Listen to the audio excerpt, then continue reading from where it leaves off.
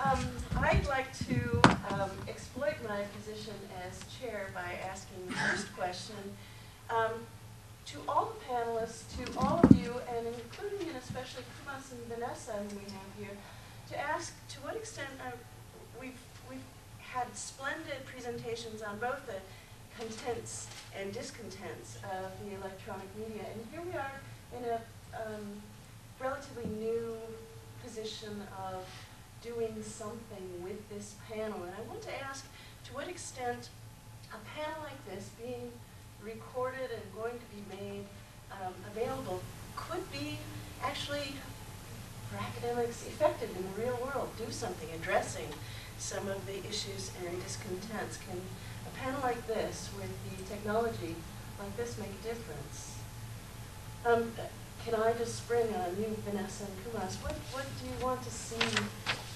You're offering this. You're giving us a chance to do something a little different with this panel. How do you see it? I need to go to the mic. So everyone who, I guess, wants to ask a question has to. Hello, everyone. Thanks to Cindy for organizing this, and thanks to everybody for your fascinating presentations. It's really great. And as Cindy said, this is the first time we've done this. It's a total experiment, like a lot of things that we do at Literature Compass. And one of the things we wanted to do was to try and bring some of the flavor of the live discussion and the live panel that you have at a conference that not everyone can go to. I mean, as you know, at the very basic level, once we are able to make this video available on the web for free to everyone, all the people who couldn't afford to fly to snowy Chicago to hear these interesting presentations will be able to get all the information that you provided. And that's our starting point, really, which is to say that, you know, there are all kinds of environmental reasons why people might not want to fly to Chicago, even if they do like the snow. But on the most simple level, we'll be able to bring all the information from this panel to the world at large for free.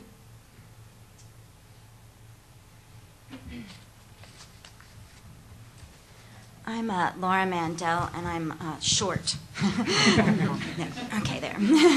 I'm Associate Director of Nines, which is also out of the University of Virginia. And I saw a really interesting division between the two Davids, and Gail. Gail's paper speaks to this a lot as well, that I think is solved by Nines. I, of course, am advertising here, but let me just say how. Gail, you asked for a map. And I think we do need a map of ECCO, and I think it also needs to be a very theoretically informed map, which is what you're asking for. In response to David's paper about keyword search, I remember the moment as an undergraduate when I discovered the long S, the F, the ligature. I remember thinking, why is Britain suing so many cafes? If you search ECCO using cafe as a keyword, you will come up with many more legal cases than you will if you search using case.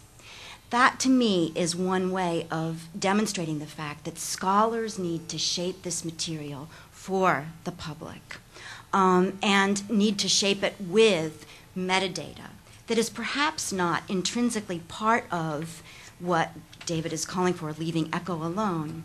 I think if you go in and you start doing XML editing to the stuff itself, you do perhaps limit the material. Instead, I mean, what I see are all kinds of, what I hope for, are all kinds of distributed ways of dealing with text, so that ECCO itself could be this place where you've got facsimiles and keyword search with dirty OCR. I mean, I wish they would run the OCR next to it so that you could know how dirty it is, like as the University of Michigan libraries do with their Google Books. But on the other hand, have sort of groups of scholars who shape materials like Nines. There needs to be an 18th century version of Nines. And Bob Markley, I think, at the University of Illinois is looking into this. And what Nines allows you to do is to precisely tag with notes, annotate all these materials, use them in exhibits that make maps, that walk you through materials, but they're all exhibits and shapings that are done by readers, by scholarly eyes. They don't become intrinsically part of any of the material. The material just all lives where it is. That this is feasible with something like ECCO, which has a fee structure, is demonstrated by the fact that Nines has JSTOR in it and Project Muse. So that anybody that goes to the Nines environment and starts to tag things and manipulate them in exhibits, if their library doesn't subscribe, they don't get in.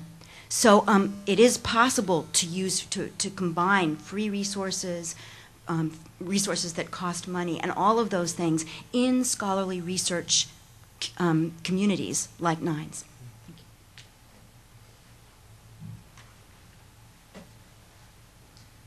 Yeah, I wanted to ask a question about the optical character recognition. Did they not come up with their own program in ECCO for optical character recognition, since it is so very expensive? I would have thought that they would have designed their own OCR program rather than just using the ones that were available that would have been able to easily recognize the patterns of the long S, which are in each text pretty easily found in a pattern. You know, an easily identifiable mathematical pattern. One would think. So they did not do this? You know, there is a problem, though. If you, I've done the same experiment on Google Books, and that, of course, is one search engine for the whole thing. Yeah. But the real problem, the reason I don't think it's worth it to come up with your own, is because punch cutting and typesetting were not at all regularized until about 1810, 1820. And so even the best program can't deal with that because of the varying places where the letters go on the line. That's my guess. Oh, really? Oh, okay.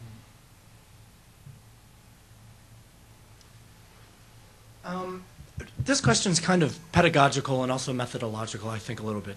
Spurring off a lot of what Gail was saying, one thing that I was thinking myself, but then she vocalized up there, was the way that when you keyword search or you look through ECCO, which I've done plenty during my, for my dissertation,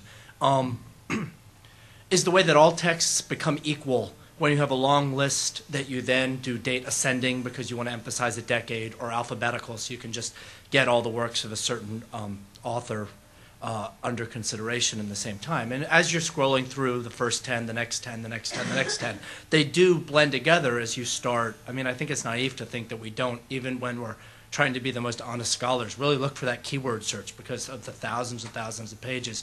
We want to skim and find the lines that deal with sympathy or deal with whatever big concepts we are trying to write about.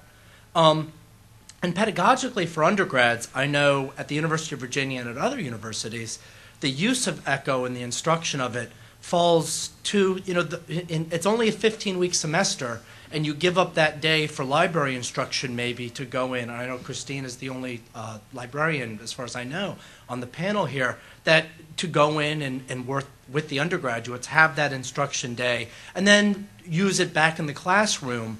But my guess is that that quickly becomes a very rewarding seek and find for students who are, in ways that professors love, building, expanding the knowledge of the 18th century by finding the things that fit with what they're doing in the class, and really expanding, but it's an all texts are equal expansion as they seek and find things that make their papers, better in our minds because more expansive.